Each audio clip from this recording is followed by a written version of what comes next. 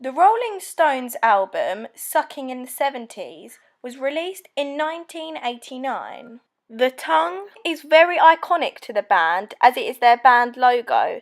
As well as this, they helped design it, so therefore it represents them. The bright red and white colours used make it very striking. As well as this cartoon appeal makes it recognisable anywhere.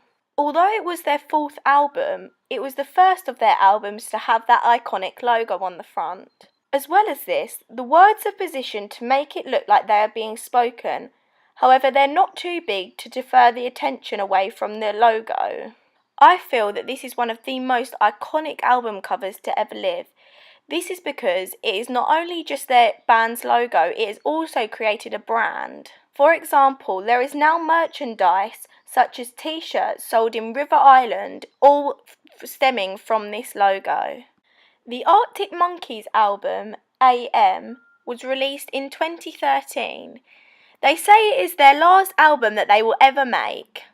This is because it is their biggest and best yet.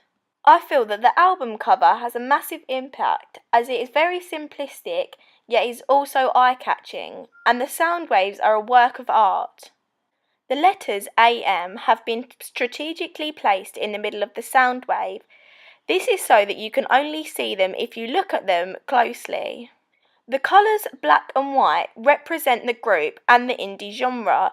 This is how they are recognised, as many of their music videos are also in black and white, and they're always wearing black and white, as is the logo, black and white. The only text that is on the album cover is their logo. This is something that is shown everywhere from their website to each album cover. This makes their album cover much more dramatic as it is very simplistic. As well as this, you would assume that the letters AM would stand for Arctic Monkeys. However, it stands for Amplitude Multitude. This is something that only big fans would know. And the minimal design ties in with the first track, Do I Wanna Know? Similarly to the Rolling Stones, this sound wave has now become a brand and represents the band massively. For example, there is lots of merchandise sold with this sound wave on. Abbey Road was the Beatles' 11th album and it was released in 1969. The album cover soon became synonymous with the Beatles. Everyone from around the globe wanted to go to Abbey Road to get an iconic picture just like the Beatles. London was rocking at the time of the release of the album and it was the hub of all things fashion. One of the reasons this album cover is so iconic is because of the conspiracy theory behind it. Paul McCartney was rumoured to have passed away in 1966, 3 years before the album cover was released. However, he is pictured here in this album cover.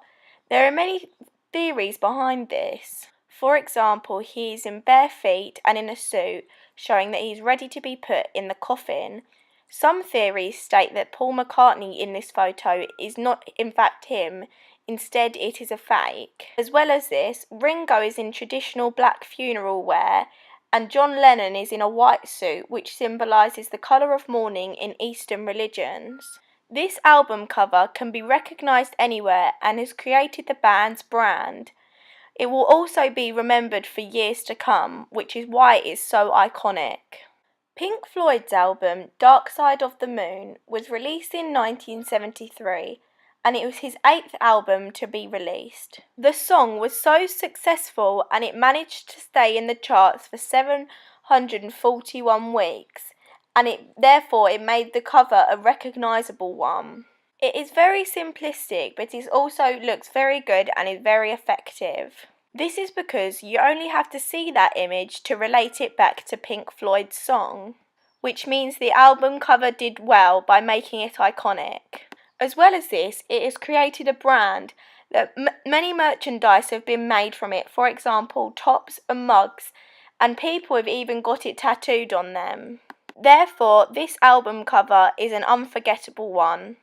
Christina Aguilera's album Bionic was released in 2010, and it was her 6th album to be released.